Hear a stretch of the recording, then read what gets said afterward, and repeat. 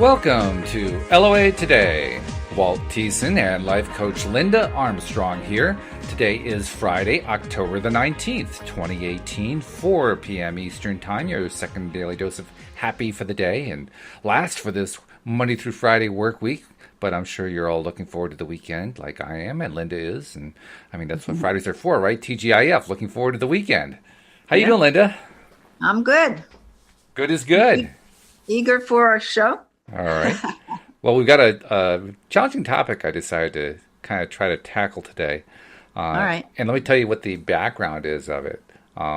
We have a number of new co-hosts who are joining the show starting this week, including one who started with me yesterday, who is a stand-up comedian, a young man, just out of school, just out of college. And he goes by the stage name Dark Dry Drew, which is, you can tell where that comedy is going. He has sworn and pledged he's not going to do dark comedy with our show, but he's an interesting guy. We had a really good conversation. And in the course of the conversation, I was getting to know him, and he was getting to know me, and the audience was getting to know him. And he shared a lot of really good stuff about himself. And after the podcast, he and I were talking some more about various things that we can do to get more listeners, because we want more listeners and we want to get the word out more about the Daily Dose of Happy that we offer here. And he made reference during the show, and I asked him afterward about some of the things that are really big for young people, for millennials. Because I don't know about you, Linda, but at 61, I don't really feel like I'm in the same generation as them. Not at all, really.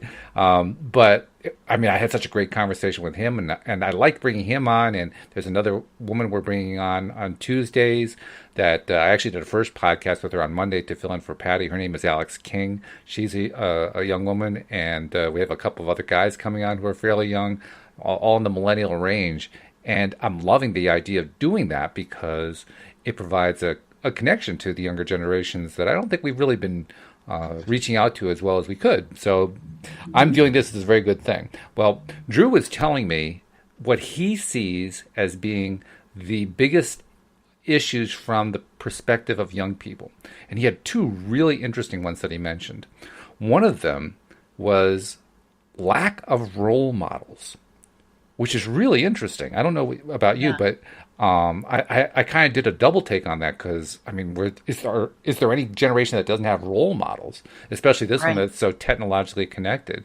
But he's convinced that it's actually a problem. He said, look who we have for role models. President Donald Trump. You're like, well, okay, all right, I'll buy that one. But he was listing a few other names, and he was saying, you know, these are not people that we really want to be modeling our lives after. And he also pointed out to me a couple people I had never heard of, one of whom is named Jordan Peterson, who apparently is a kind of a right-wing professor from Canada who has this huge following among young people. And according to Drew, the main reason he has this following is because he's kind of a father image. And I'm thinking, really? There's a lack of father images? It just kind of surprised me. But he's convinced that that's an issue. So that's something he and I are going to explore, and we'll probably explore with other co-hosts as well. Another thing he mentioned, he said is really big, and this I can see, is depression. He says depression is a really big issue among the young right now.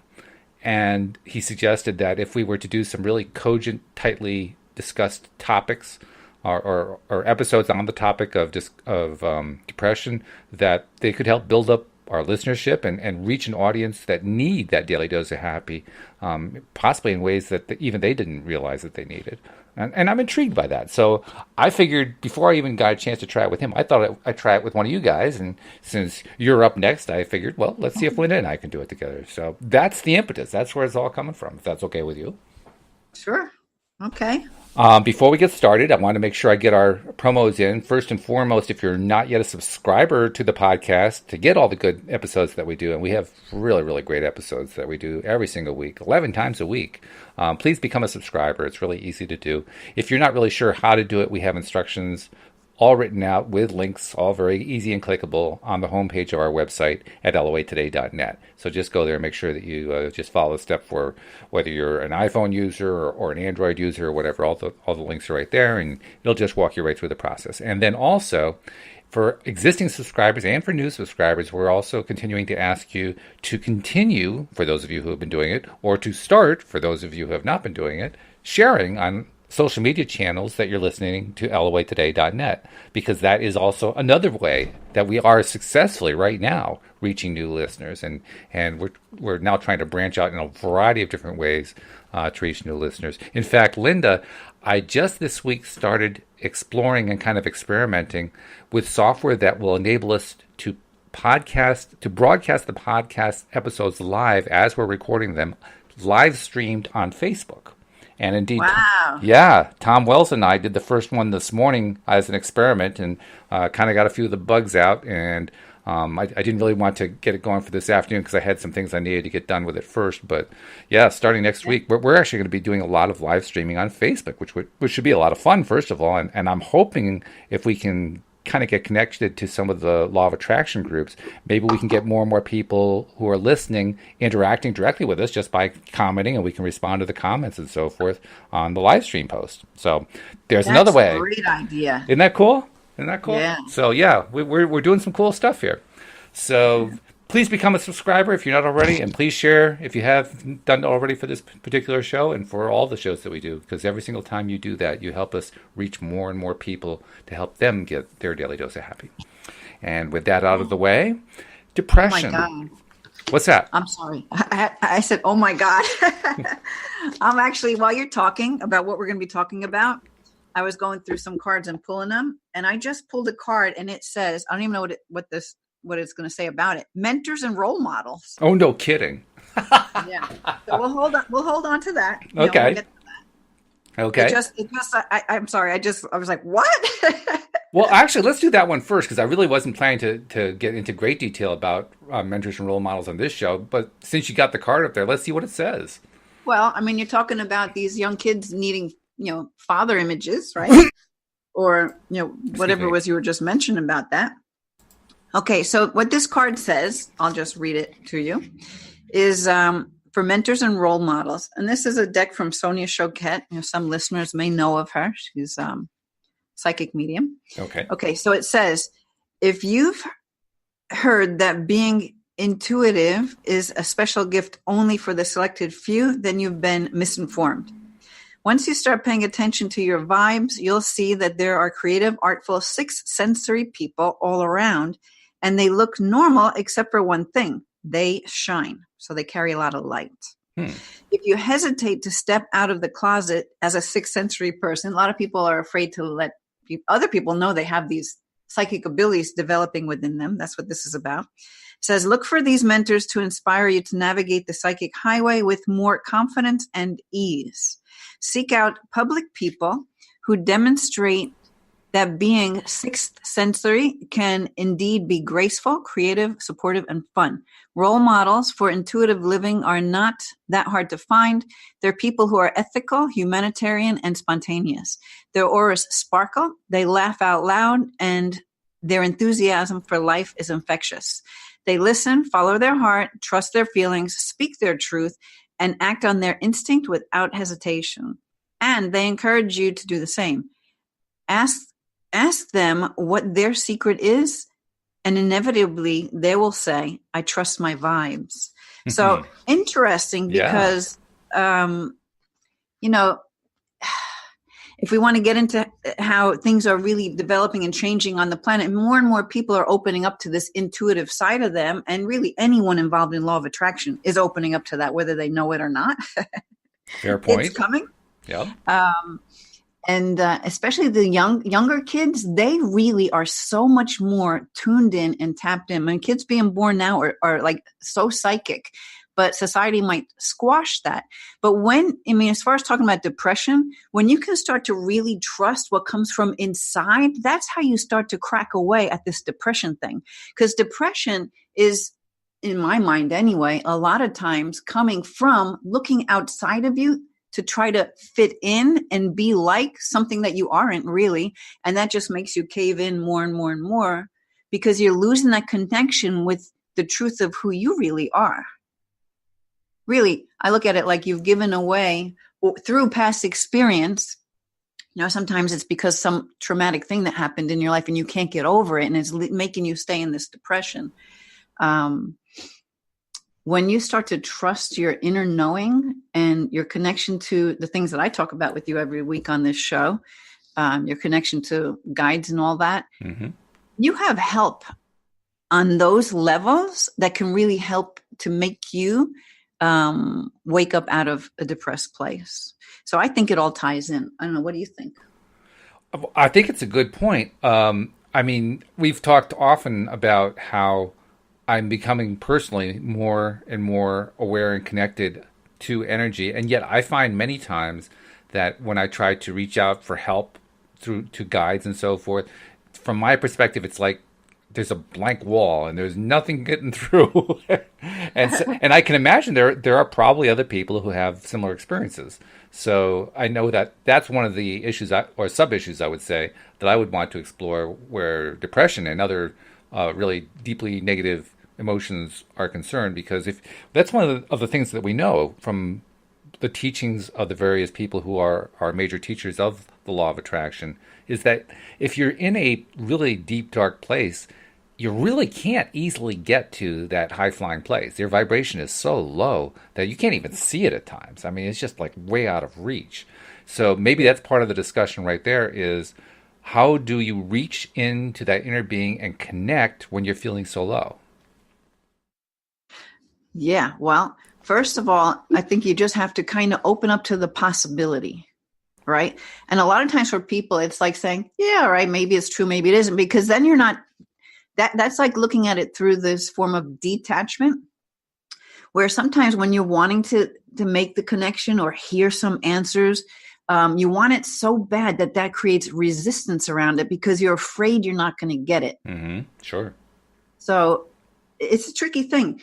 And I find the best way to get through that is just to notice the simple little signs, because the spirit world is always connecting with you and sending you little messages, be it through an animal that comes across your path, an insect, repetitive numbers, simple things, feathers, coins that you find just on your path as you're walking, things that mysteriously disappear and then reappear again. You're like, well, how the heck did that happen? Mm-hmm.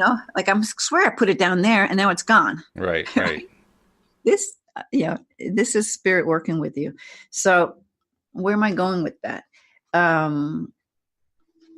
So sometimes, it's really like it's the same thing with law of attraction. You have to kind of let it go. You have to surrender it. Like you put it out there, and when you try to focus on it and notice it not coming, you start bringing in all this negative energy to it, which makes it very heavy. And then, it's just not going to come because you're not a vibrational match, right?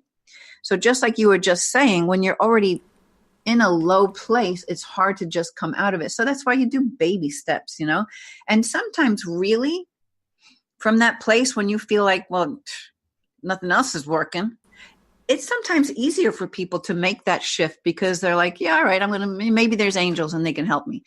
And when you kind of give it up, even in that kind of way that like, well, nothing to lose because I don't really believe it anyway, then it can come. It can actually come. And then you're surprised and that lifts you up a little. Like, whoa, where did that come from? So talk some more about the baby steps then, because I think you're right. Baby steps, that seems to be the universal prescription, right? Oh, don't try to take the big leaps, take the baby steps. So talk about what you see as some of the best baby steps that somebody can take if they're in a dark place. All right. So it's going to be very individual depending on what exactly is going on for them. Because I know with the work that I do, I would work to have them release the energy to, number one, if it's obvious, what started the depression in the first place. Mm-hmm. Okay, we would work around that. If you're not even sure, because you're like, wow, my life should be perfect because I got everything I could ever ask for, but why am I so miserable? You could start looking at little simple things that light you up in the least bit of a way. Like I just looked out my window. There was this little black kitten out there. I have a couple of strays around and I've been feeding them. And there's this one mom with a couple of kittens, and I'm hoping she takes this little black one in because it's smaller and it's from some other litter. It must be because they're not friends. Anyway, I'll just watch these guys, and no matter what I was doing before, I get lost in it. And really, I'm getting lost in this energy. Number one, I want to bring the two families together. Yeah, sure. Bring that little. So I'm like really holding that energy of love and sending good vibes to them. But just watching them play with the leaves or something out there can shift my vibe instantly, because I'm no longer looking inside myself at all the miserable stuff that might be there if I'm in a depression, right? I'm looking at something that's pleasant. So even like going and listening to a comedian, right? Or going to watch a movie that is uplifting, that's like a baby step. It's like, all right, maybe for this next 2 hours, I can forget about my problems and just chill. So you want to find things that it can make you feel a little bit good, and just do more and more of that, to shift even in the slightest bit of a way to where you can open more to something else that you can do. I think that's right. And I would also want to add that you want to get away from the idea that it has to be in some way related to what's making you depressed. Right? Because those can be usually pretty heavy duty things. And if you're having trouble making any kind of motion at all, I mean, that's why going to see a movie is so good, because it really is nothing related to the reason why you're depressed. It's just a way to get you to feel better. And in that way, it becomes a little baby step. Absolutely. You're just taking yourself out of that energetic vibe for a little while. And the more you do that, the easier it is then to consciously decide to pull yourself out. Now, I know that sounds like a bunch of words to someone who's really going through something that they experience that's pulling them down. But even for the people who aren't really sure what it's all about, like what's making me feel this way, because things get triggered and they don't always make sense. Like you can't always connect the dots when you're talking about energetic things. And so it may not be obvious to the person. Oh yeah, well, I had this car accident and then I couldn't, whatever. Or my husband cheated on me, or, I lost my job. I've been in that job for 25 years. Those are things, that could cause it. But sometimes you're not aware of what's linking together the experience that's coming up for you. Sure. Okay.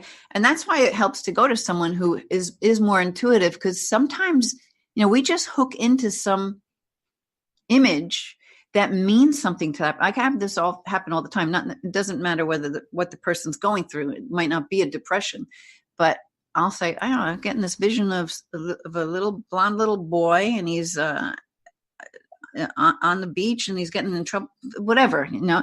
And that person I'm working with is like, oh my God, I was 6 years old and I was on the beach and blah, blah, blah, blah. And then they talk about this experience. It was not even anywhere near the top of their mind. They totally forgot about it, but it came up. And even though it doesn't seem to make sense to why you're feeling this way right this moment, it could have been, it's connected to that trigger.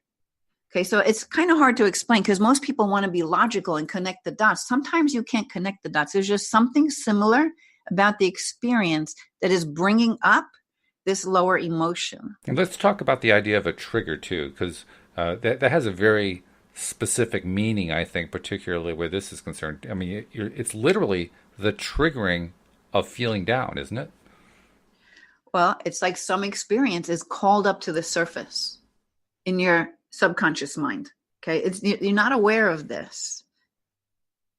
So a trigger could be anything. You might see, a blue car pull in your driveway. Okay. Seem harmless, but if you had some repressed memory of something that happened with the blue car that was close to something, I mean, I don't know, I'm making this stuff up off the top of my head, right? But it might seem like nothing, right? Someone, and so maybe it brings fear in a person. The person next to them, like, what are you worried about? The guy's just making a U-turn, Meanwhile, they don't know what they're worried about. It triggered something within them.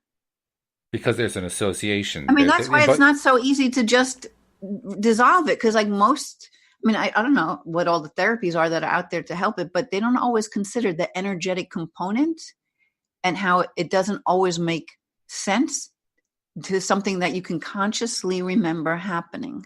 And I mean, talk about that energetic component, because I mean the work that you do is all energy based, and you are actually one of the most unusual life coaches I've ever run into, because you are so strongly oriented toward energy, and particularly the energy that another person is giving off that you're able to read from them. I mean, not that other life coaches don't do anything similar, many of them do, but you're really very particularly oriented that way. So talk about the energy aspect of this. What role is the energy playing in all of this? And that's, I know it's a rather broad question, but yeah, but you know my rather broad answer. Everything, right? Exactly. Yeah, that's true. Everything's energy. Everything is made up of little particles of energy, right? And some of that we can see, feel, and touch, and some of it we can't. Like the experiences that create particular emotions and memories within us. So those things may be triggered. I mean, I'm not an expert on depression, so I'm just talking over my own thoughts or experience. Mm-hmm. But I do know, at least from what I've experienced, that everything has an energetic component to it. And when you can free that energy from your, like in a session, if I have someone actually release trapped energy that's within their body, they have a distinct difference within themselves once that energy's gone. Do you, as an energy sensitive person, when you're working with a client particularly, do you feel the difference between, say, a happy, joyous energy and a deep depression energy? Is there a real tangible difference, or is it that you hear about what it is and then you feel it empathetically like anybody else would? No, I can feel it, and I can actually pretty much kind of see it. Really? Okay. What is it? What is it? How does it look different? I mean, what looks different about low energy versus high energy? So you could probably see it for yourself. Okay.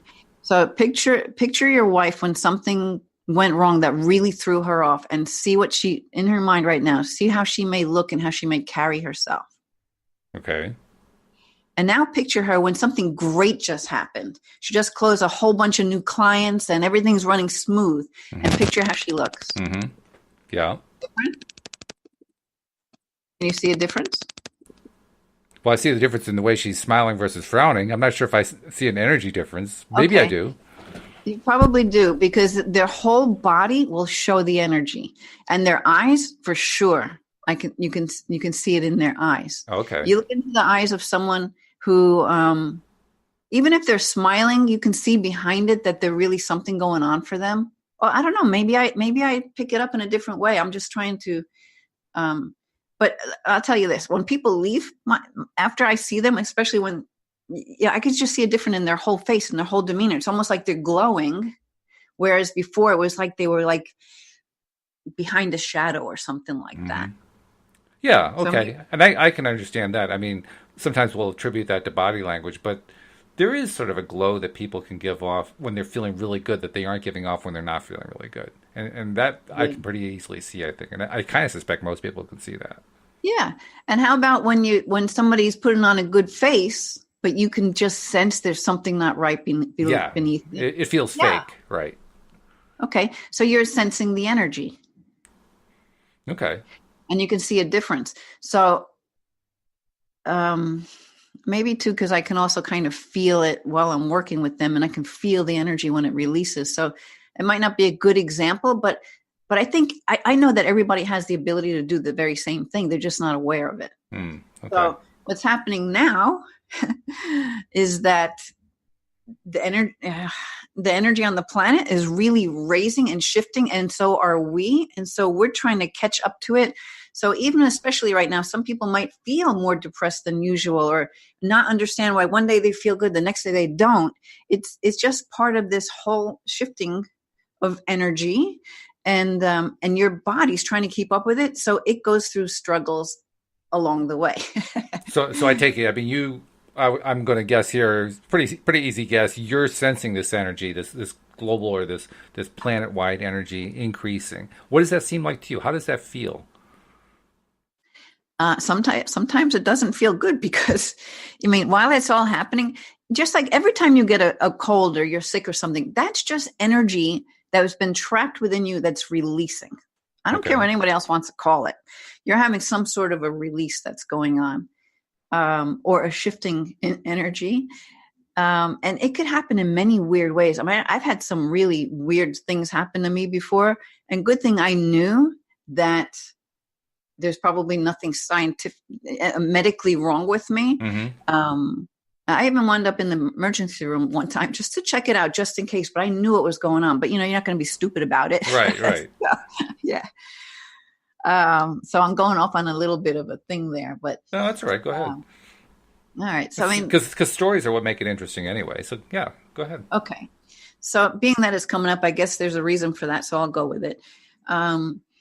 So as I've been growing more into my own abilities, and we all have these psychic abilities, and so many times you don't even realize how tuned in you are unless someone like me talks about it. And you're like, oh my God, yeah, I remember. I knew that something was going to happen. I didn't even know how, or I go to pick up the phone and I feel like it's going to be so-and-so. And then it is like, I mean, stuff like that happens all the time. And people don't really realize that it's not a coincidence. That's something that they're actually tapping into, that's within the energy field that they can sense. So they just kind of know something.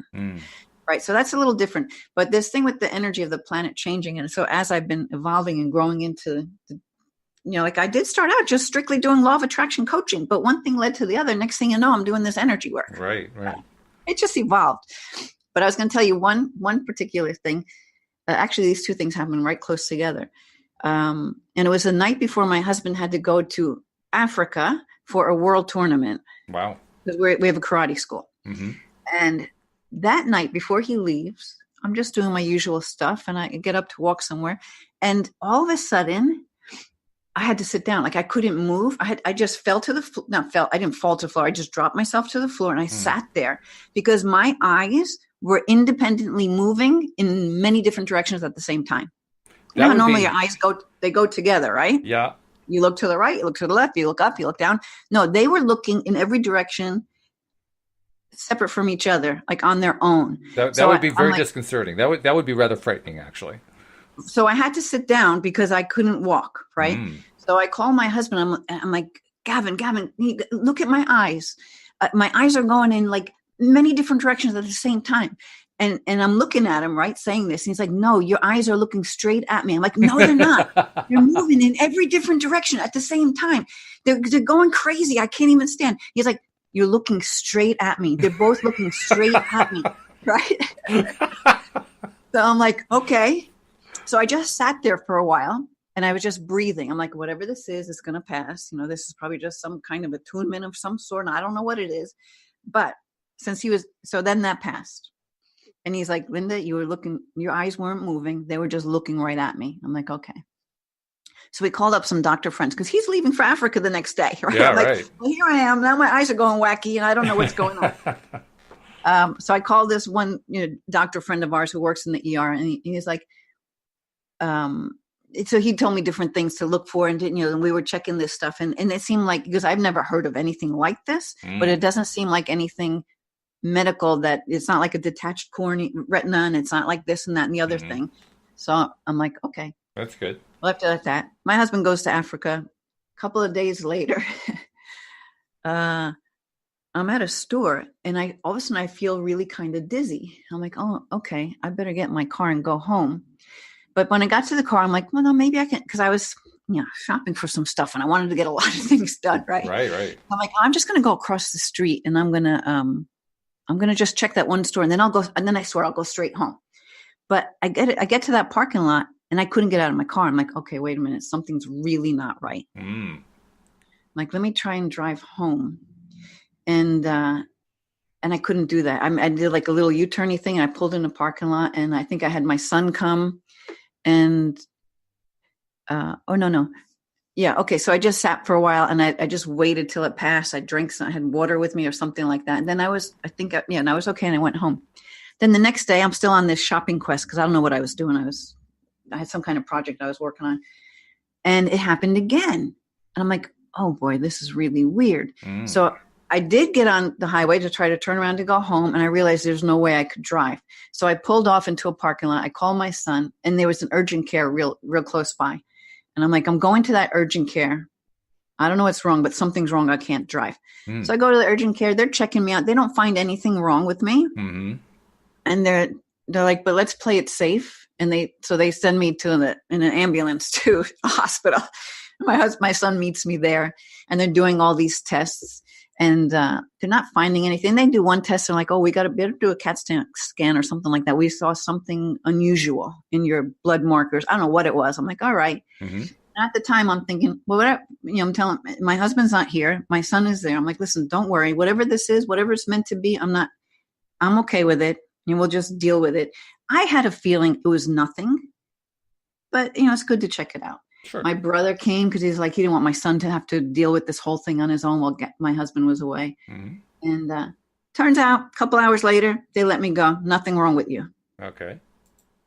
So I knew, and I even blogged about this back then. I didn't save it because I switched my websites, but I knew that there was nothing wrong with me. I knew deep in my gut that this was just me shifting with whatever is going on in this planet here, and me stepping into more of my intuitive abilities. So I really didn't worry about it. And I just knew, but at the same time, I'm not going to be stupid about it either, because nothing made any sense. Yeah, sure. Yeah. So stuff like that. Now you could get, if you had you could get really scared by that without even having like any kind of an idea that I might have that it's nothing to worry about. And that could cause you to go into all kinds of who knows what. Mm-hmm. True. Even a depression, like what's wrong with me? Then you start hunting down every single doctor who can try and find what's wrong with me. Meanwhile, there's nothing wrong with you. Right? Yeah. And you're going through all this worry and all this. So I didn't worry about it. And it hasn't happened. I had other things happen, but it hasn't happened again. So I don't know why that whole story came out just now, but just to illustrate that sometimes there's really nothing that really to worry about. So you got to really trust your gut. And that's getting back to finding your connection to this. And so actually the reason why I told you about this thing with the planet changing is that the veils between the seen and the unseen are kind of thinning away. So more and more people are going to start to kind of see spirit or sense spirit, or really tap into their psychic abilities. That's growing more and more and more. And the young kids are really tuned into that. And you know what? Maybe some of those young kids let this out and maybe tell their parents about these abilities, and their parents shut them down or tell them, don't tell anyone. They'll think you're crazy, or who knows what. Yeah. And then the kid might start to think, well, there's something wrong with me. Maybe I am crazy. I'm not normal, and then it could turn into something that it's not. So that's why you never know, because everything's energy. And, if you really are worried that it's a physical thing, so you check it out. If there's no reason for that physical thing, well, you know what? There's probably just some energetic component to it. That's an interesting thought, because very often we could be making ourselves depressed over what science would say is nothing at all. It seems very real to us, but right. It may not be anything definite that anybody can put their finger on. Right. And that's going outside of yourself. Like some of the young kids who want to look like the perfect model in the magazine. Mm-hmm. Well, you know what? That's putting their faith into something outside of themselves to dictate to them how they ought to be, rather than just owning who they are, finding their own gifts and talents, and not having to be like everybody else. Interesting that you should mention that, because one of the ideas that Drew brought up is that because of the nature of the employment market today, and the fact that so many of the jobs that are available and the careers that are available are so highly specialized, it's all very niche based now. Whereas, say, like he said, a couple generations ago, you could have been just wanting to be a doctor or a lawyer or a scientist or a mathematician. Now you got to be a mathematician who specializes in studying astrophysical phenomena in the farthest galaxy away. I mean, that's a little bit crazy, but the point is that the niches have become so narrow that you either fit exactly what it is that they're looking for, or you're eliminated from consideration. and he and his friends are finding it to be a little bit intimidating at times because, first of all, they're young, and when you're young, you don't have a whole lot of work experience, so that makes you kind of bottom of the totem pole person anyway. And second of all, even though there are all these jobs that are open out there, you don't qualify for any of them because it doesn't happen to fit what you happen to know and what you happen to love. That can also create anxiety and depression because you don't really know how to navigate it, and it's not like they have a whole lot of history from their parents' generation or the generations before that. Nobody's ever had to deal with this really highly niche oriented job economy before now. This is the first time that it's been a widespread thing. So something like that, I could see that becoming, a more tangible thing than the one that's, I can't really pin it down on any particular physical cause. This is a much more, quote, real world experience. Well, you know what? And I'll go to the flip side of that. Okay. And where I see a lot of these young people creating their own niche. This is true. I mean, really, look at all these people on YouTube creating businesses, talking about, in some cases, pure nonsense. But they found a market for it, and they're having a wonderful life, right? Who knew you could sell nonsense, right? Yeah. So that's why, again, so if you're looking at what's outside of you and not seeing your own true gifts and talents and how that could maybe turn into something, because there are lots of examples of people who have made a living, a career, a lifestyle out of something you would never have thought of 30 years ago, for sure. Oh, yeah. Yeah, I agree with that. No doubt about that. And you're right. I mean, you also touched on a moment ago when, I don't remember exactly how you said it, but you mentioned that very often we don't give ourselves enough credit. We're always looking outside of ourselves for validation, for love, for acceptance.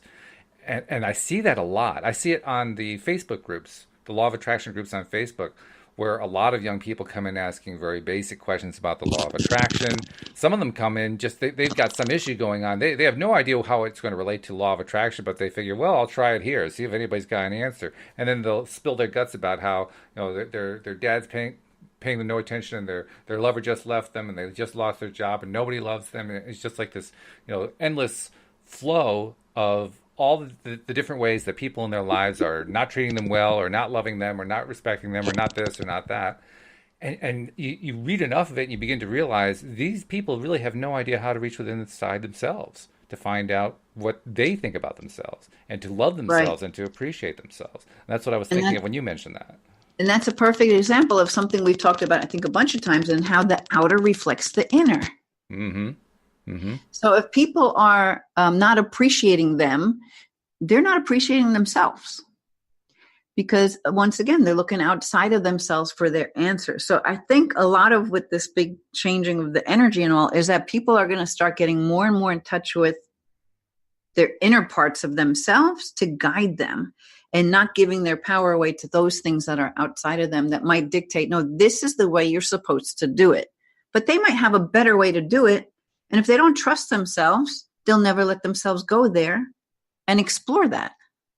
So if you're talking and to in the meantime, make themselves feel wrong. Oh, yeah.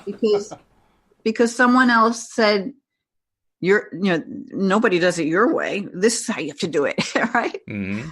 Yeah. Yeah. So the same people who are not giving them the positive strokes that they're looking for are also telling them that they're doing it wrong. So they just got a double whammy, which makes it so much more fun. But for somebody who recognizes, at least on some level, that, okay, there's some truth to this idea that maybe I need to give myself some more attention. Maybe I need to give myself a little more love. Like let's say you're talking to one of these people as a client, right? And it's a young person, and they are looking everywhere outside for love and for appreciation and for just general self-esteem. What do you say to them? I mean, obviously you say to them that you want to look inside, but if they're having trouble getting there, how do you help them get there? Well, for one, I'll work on where try to get to where that energy originated from in their experience, because they might be 20 now and having this experience, but really it started when they were 8. So we'll clear that kind of thing. But I think what happens is and I love working with younger people because they get it and they transform like easily. Yeah. Isn't that something? Yeah, because they don't. First of all, they're not carrying as much baggage as us older people, Exactly. That's very true. and because they're also coming in more psychically able, and they just kind of need someone to point it out to them and to say, you know what, you know what's best for you. It's like if they connect with me and I point out that they actually know better than anyone else what is in their highest and best good, it really empowers them to think, oh, you mean I'm allowed to look at what I want?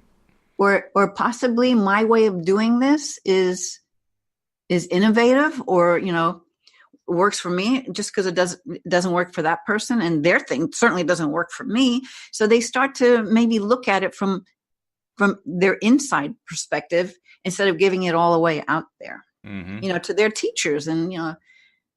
And that's certainly what we're all trained to do, and today's young people continue to be trained to do, and that is to follow the lead of the teachers, to follow the lead of the older adults who keep leading everybody down the wrong road because that's what their parents did and that's what their parents did. And it's been going on for a long, long time. So it's an interesting thing. If what you're saying is true, and I think what you're saying is true, that there is a sort of a global energy increase going on.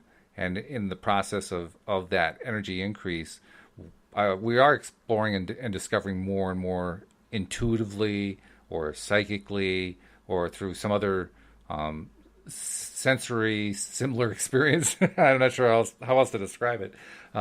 Since that kind of thing is happening more and more, it does suggest that the younger you are, the easier you're going to connect to it once you know to do that, for the reasons you gave. First of all, because you don't have the baggage. Second of all, because you're young, and when what everybody tells us, I think you told about this too on one of the earlier podcasts that we did together. When you're born, when you come into this world, you have that connection. You have that connection to the non-physical. It's clear and crystal, and just so obvious. And then you're trained to ignore it, or to discount it, or to turn it off, or disconnect from it, or something like that. No, you make me think of my niece. When I first met her, she was like 3 or 4.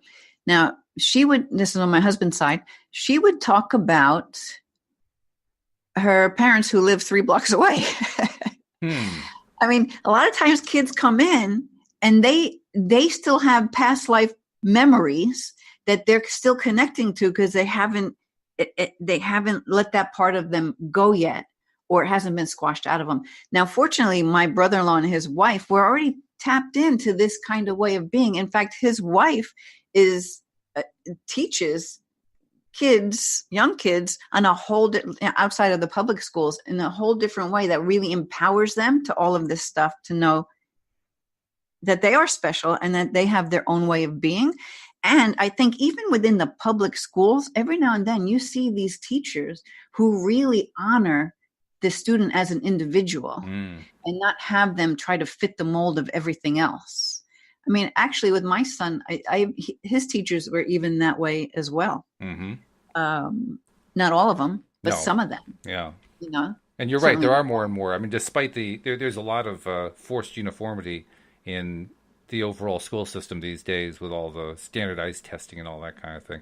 But there's also there's like a little hidden resistance movement going on in it, which is kind of interesting because those who are involved in the resistance, as I'm terming it, don't really want everybody to know they're in the resistance because that's a great way to lose your tenure and all that kind of stuff. Right. But nevertheless, there's like this quiet resistance going on, and you have teachers who are like pushing the boundaries to whatever degree they can push the boundaries, and the administrators looking the other way to the degree they can look the other way, and all that kind of thing. So I think there is a trend that is reversing. I won't say that it has reversed yet, but the overall now you have firsthand experience, though, don't you, Walt? Because I do, yeah. With an alternative school, and that is really cool to go through. By the way, it's a lot of fun to open a school like that and to really open things up so that the kids are completely in control of their own day, which flies in the face of traditional education in every way possible.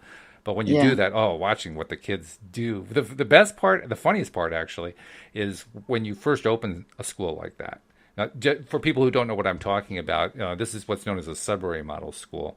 And it derived from a school that was created in the Boston area of Massachusetts in what's known as the Sudbury Valley. And the school, not surprisingly, is called the Sudbury Valley School. And it's a model that has been adopted by a very small number of alternative school creators around the world, most of them here in the U.S. It's a model that Esther Hicks, she has been voicing Abraham, has lauded tremendously. I hadn't even realized that. But Wendy Dillard pointed out to me that there have been a number of workshops where they have talked very favorably about the model. And the reason that they've talked favorably about it is that I think it's really the only model I've ever heard of where the student is given complete control of their day. There are no required tests. There are no required curricula. It's not like you have to take certain courses. The kid can basically, they can play all day if they want to. They can read all day. They can go out and shoot baskets. They can play video games. They can do whatever they want all day long. And as they do that, much against what the fears of the parents are, is, oh, they're never going to learn anything. Well, actually, it turns out they learn a lot of stuff A very whole lot quickly. more. They learn a ton. But it's really fun to watch them when they're in the early stages. So when you first open the school, you get the kids trying to play the roles that they played in the traditional educational system where they're pushing the boundaries. The only problem is there are no boundaries to push against. And it's almost like a comic opera. Watching, like, there was a situation that happened with the school that I helped open where there was this one girl who had, she had broken something, and the way that the school model handles that kind of thing is what's known as a judiciary committee, which is made up of students and staff members, but primarily students. And then the students basically try to figure out what's the right way to handle this. Is there an appropriate consequence that comes from it? How does the discipline going to work? What are the rules of the school? All that kind of thing get figured out in the judiciary committee. And in this particular case, it was a brand new judiciary committee because it was a new school. We'd never done this before. So I was the only staff member present for it. There were, I think, a total of 4 kids in the room, the girl who had caused the problem and 3 others. And the 3 others and the girl were all trying to find ways to get me to be the authority figure to solve the problem for them, which is exactly what they were used to in the traditional educational system. And I knew the model well enough to say, nope, I ain't doing that. And watching them go through their gyrations, trying to find some way to hand the gavel to me was just hysterically funny. But eventually they did decide, okay, we can't get away with doing that. We can't end the meeting because we got to resolve this. If we don't resolve this, it actually involved the facility where we're in. If we don't resolve it, we'll get kicked out of the facility and we'll have to close the school down. So this is a pretty serious one. So we got to do something about it. So they actually had to take responsibility for what are we going to do. And just watching their minds as they shifted was really, really cool. So there is help because there are very, very few schools like that, but they exist. And there is more and more of a trend, not nearly as far as what that school does, but it's pointing in that direction. And it's encouraging to see that even in traditional schools, you see more and more where teachers are trying to experiment. They're trying to figure out how can I push the boundary a little bit and give a little more freedom to the kids and help them explore who they are in ways that the traditional model doesn't normally let them do. Yeah. Well, there are schools, I don't know, where, I know there are here anyway, in New York area, Montessori schools, Waldorf schools. Mm-hmm. And what my sister-in-law teaches out, and she has her own school out in Ashland, Oregon, and it's based on Waldorf, but she just takes it a bit further. Mm-hmm. But now, even in the public schools in the town in New Jersey where I used to live and where I have my in-person sessions, Tenafly, New Jersey, they brought meditation into the school. I think a lot of public schools are bringing meditation into the schools. That's smart. And they had me come in there and for a day and just do meditation classes with the whole 4th grade class after class. And the kids were really open to it. And the teachers were like, wow, they were so different the whole rest of the day after they did that meditation. Not surprisingly. Yeah. Those teachers really wanted to bring it in. So and they were younger teachers. So I think this younger generation of teachers is wanting to empower these kids, and help them to find their own voice in their own way. And that's a great thing if that can be done. Last night, Louise and I went out to dinner. We went to one of the Olive Garden restaurants. There's a particular dish on the menu that we'll occasionally get a hankering for, and so we went out and had that last night. And as we were getting ready to we went to the front counter, talked to the hostess. She put us on the list. It'll be 10 minutes. Sit down in the chair. And so we're sitting down, and there's this family that comes in, family of, I don't know, maybe 5 or 6, something like that, all young kids. And the young kids, 2 of them start climbing all over the furniture. And the father is like, oh, no, you know better than that, all that kind of thing. And you almost expected him to start chewing them out or something like that. And then there was this one of the girls who was just kind of hanging onto the furniture, and he was trying to pry her off of it. And you could almost see a bad situation happening. And then, much to my surprise, he picks her up, and he's holding her over his shoulder, and he's blowing into her belly, teasing her, and she's laughing and laughing and laughing. And like, wow, that was a really big difference from what would have happened with a parent-child relationship even 20 years ago. Because 20 years ago, that would have been chew the kid out, put him in the corner, he's in timeout, whatever else. Instead, he turned it into a fun situation and still got her pried away from the furniture and turned her mind away from, the fact that she was basically inconveniencing the other patrons who were there waiting for their tables. Yeah. What a really refreshing change that was. Just to see and you that. see more and more of that. So it's good. Yeah, good things are happening. I wanted to say, because we started out with talking about depression, and we kind of went, well, in the outskirts of it or all around it or maybe intertwined with it. I don't know. Yeah. No, but we should get back to it. You're right. But for people who do are really suffering with depression, I think, really it does help to get someone who you can talk to about the things that are running through your mind, who can help you, especially if they're an energy healer or something to do with, could be anyone that does healing work. Mm-hmm. So you can kind of maybe shine a light on the things that have contributed to the way that you feel, help to clear that energy so that you can ultimately return back to your truth. And the truth is that you are love.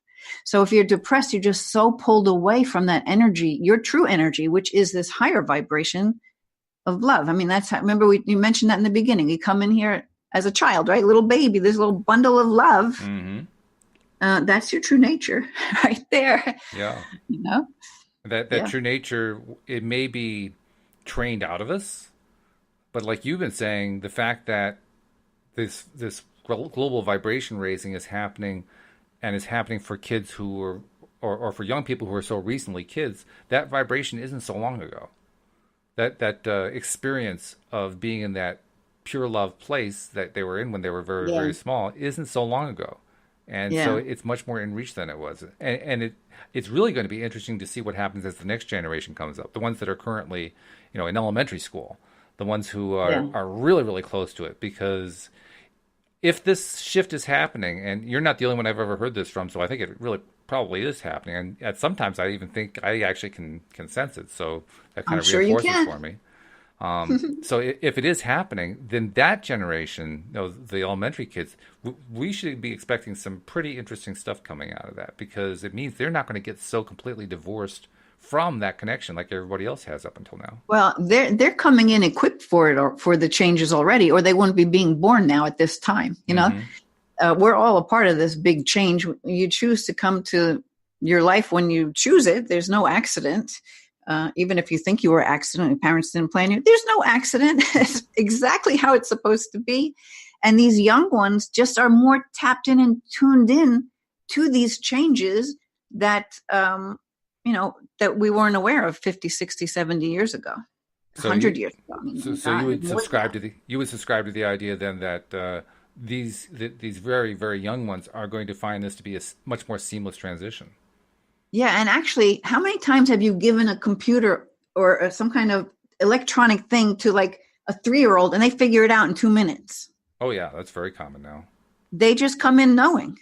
They're already wired with this stuff. Remember we talked about everything being a program? Mm-hmm.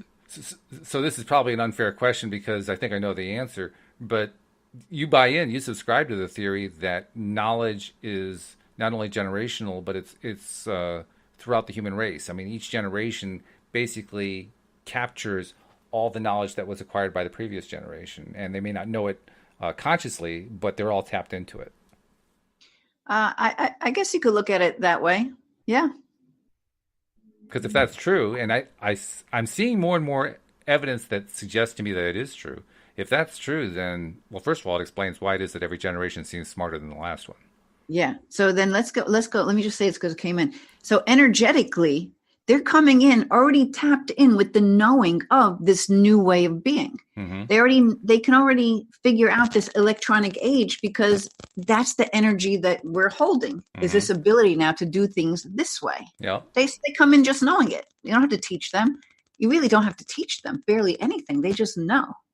I mean, I've been giving stuff to my son to figure out for me for as long as I can remember. I'm like, I can't do it. You figure it out. You know, he's like 5 and he's figuring this stuff out. So, and I can experience it from the perspective of me as a computer person. I've been a computer person pretty much since the personal computers came out. That was my coming of age time.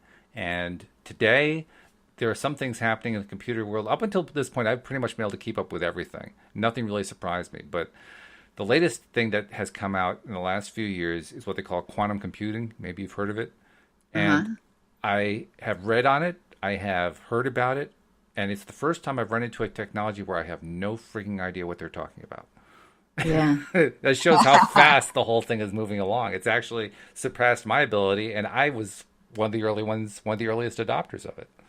Right. Because we're always evolving and changing, right? Because remember, how big were computers? Or like, oh, they were gigantic and they didn't do much. Yeah. And now they're like what? The size of, they can be, I saw this thing, a telephone the size of a business card. I didn't even look at it, but I'm like, all right.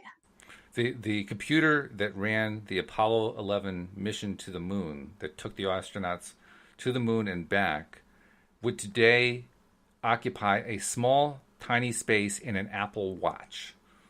Yeah. That's how much it's transitioned. Right. And so what's next? And okay. The person operating the watch wouldn't notice any decay in any of the other functions because that function was running. And so what comes next? Telepathy. You're just going to know. Do you know what I mean? Like, how small can it get? It's not going to exist anymore. It's kind of like when you look into the smallest of cells and, you keep going, and then you look inside there and there's nothing there. Like, everything's made out of nothing. Mm-hmm. Mm-hmm. All right. Maybe that's another show for another day. I'd have to do some. Well, if we want to go into any depth, it is because we've got about 3 minutes left. So, yeah, 3 minutes probably isn't enough to go into that one. Yep. So might require some research too, of the science behind it, Oh yeah. But it's out there.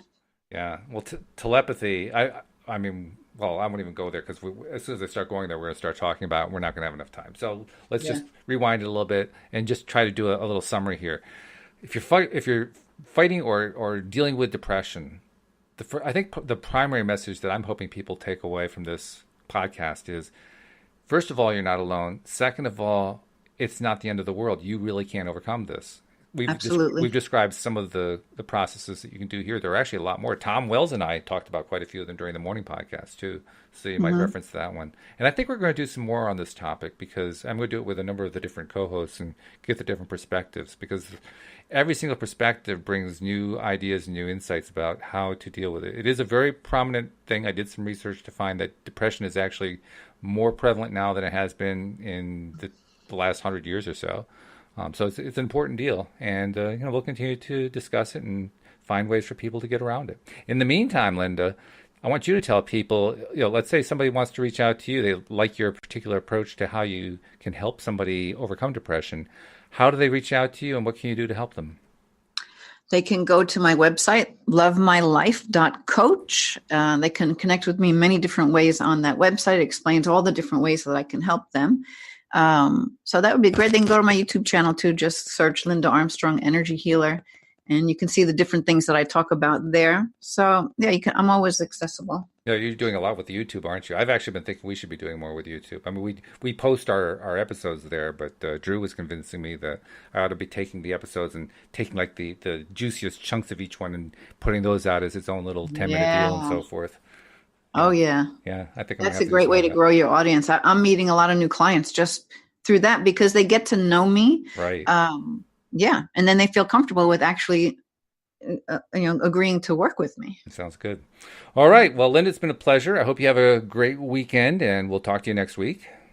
Thanks. You too. All right. And we'll see you all next time as well here on LOA Today. Goodbye, everybody.